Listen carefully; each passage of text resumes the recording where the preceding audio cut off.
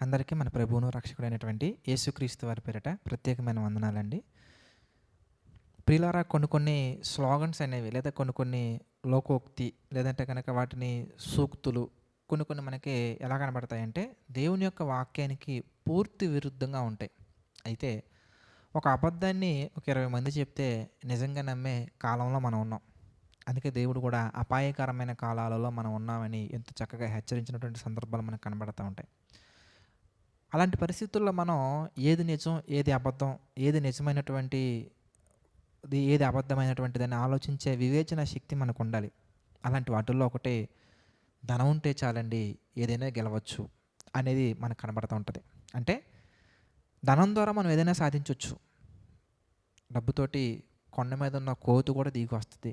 ఇలాంటి కొన్ని మనం విన్నప్పుడు కొన్ని అలాంటి వీడియోస్ యూట్యూబ్లో కానీ ఫేస్బుక్లో కానీ లేదంటే కనుక కొన్ని చోట్ల మనకి వైరల్ అయ్యి కనపడుతూ ఉన్నప్పుడు కొన్ని న్యూస్లో కూడా మాట్లాడినప్పుడు మనం ఎలా అయిపోతూ ఉంటామంటే అవన్నీ చూసి నిజమే అనుకుంటూ ఉంటాం. కానీ దేవుని యొక్క వాక్యము అంతరంగాలలో మనం పైన మాత్రమే చూస్తాం, అన్నీ చూడలేం మనం. కానీ దేవుని యొక్క వాక్యము ఆ డబ్బు సంపాదించి డబ్బు కొరకు బ్రతికిన వారి యొక్క అంతరంగాలలో ఉన్నటువంటి ఆలోచనలు కూడా గ్రహించి, ఇంకా క్లియర్గా చెప్పాలంటే వాళ్ళ ఆస్తులు సంపాదించడం కంటే ముందే గ్రహించి దేవుని యొక్క వాక్యం మనకు తెలియజేసినటువంటి ఒక మాట ఏంటంటే, ఎంత డబ్బు ఉన్నా కానీ డబ్బు వలన కొండ మీద కోతైనా దిగి వస్తుందని మనం అనుకుంటున్నాం.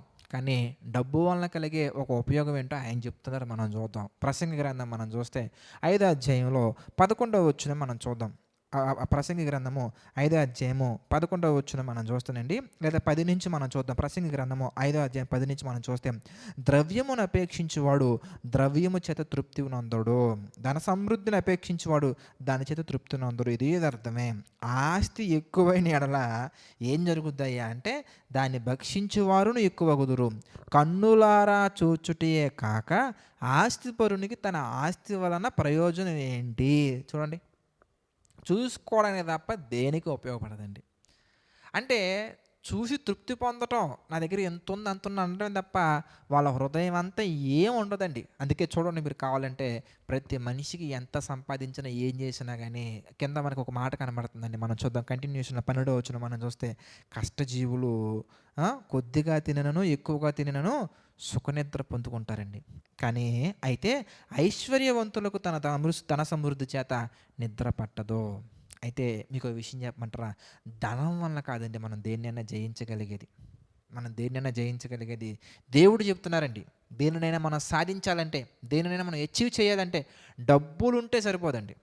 లేదా డబ్బుల వలన మాత్రం జరుగుతాయి అనుకోకూడదండి. డబ్బులున్నా లేకపోయినా, మనం రిచ్ అయినా పూర్ అయినా, ఎలాంటి పరిస్థితుల్లో మనల్ని దేవుడు ఉంచినా, దేవుడే కావాలంటే ఆస్తిపరులుగా చేస్తారు, యోబు గారిని చేసినట్టుగా.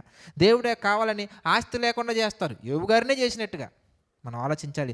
దేవుడు అధికారాన్ని ఇస్తారు. మనకి బైబిల్లో యేసేపు గారి జీవితం మనం చూస్తే అర్థమవుతుంది. దేవుడు అధికారం లేకుండా కూడా ఉంచుతారు. యేసేపు గారి జీవితం చూస్తేనే మనకు అర్థమైపోతుంది. దేవుడే సింహాల బోన్లో పడేసేలా అవకాశాన్ని ఇస్తారు. దేవుడే సింహాల బోను నుంచి బయటకు తీసుకొచ్చి ఒక విక్టరీని మనకి ఇవ్వచ్చు. ఏదైనా దేవుడే చేస్తారు. అంటే మనం సంపాదించాల్సింది ఆస్తిన, అధికారాన్ని అంటే కాదండి.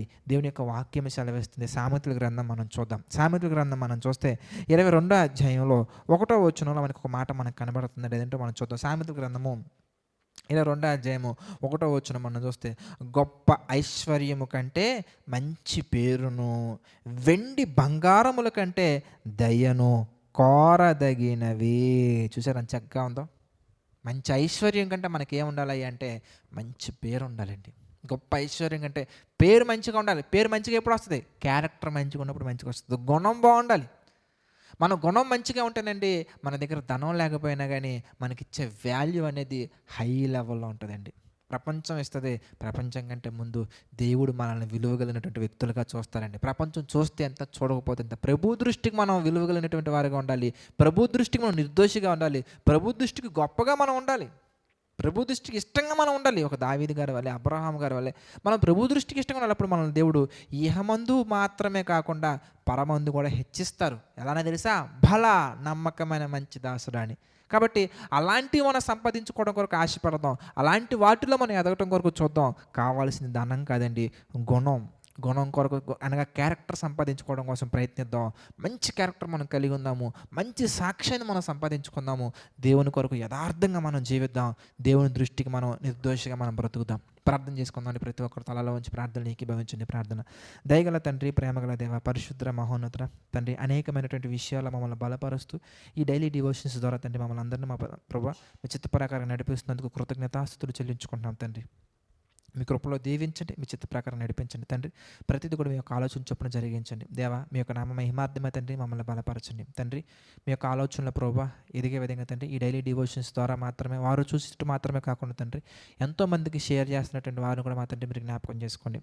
ప్రభా, మీ చిత్త ప్రకారం నడిపించండి, సహాయం చేయండి. మీ ప్రేమలో తండ్రి ప్రభా వారు స్థిరమైనటువంటి మనసు కలిగి వెళ్ళే విధంగా సహాయం చేయండి తండ్రి. ప్రభా, వారి కుటుంబాలను తండ్రి ఆర్థిక, ఆరోగ్య, మానసిక సమస్యలలో ప్రభా కృంగిపోకుండా మీ చిత్త ప్రకారం నడిపించండి, సహాయం చేయండి. ప్రభా, సమస్త మహిమ, ఘనత, ప్రభావాలు మీకే చెల్లించుకుంటున్నాం తండ్రి. దీనుడైన నా ద్వారా తండ్రి ఈ పరిచర్యను ముందుకు తీసుకువెళ్తున్నందుకు కృతజ్ఞతలు తండ్రి.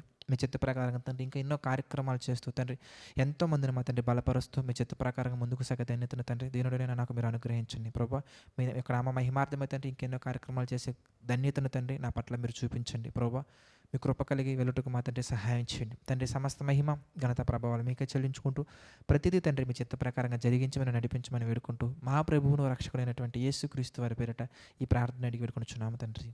ఆమెన్. అందరికీ వందనాలండి. God bless you all.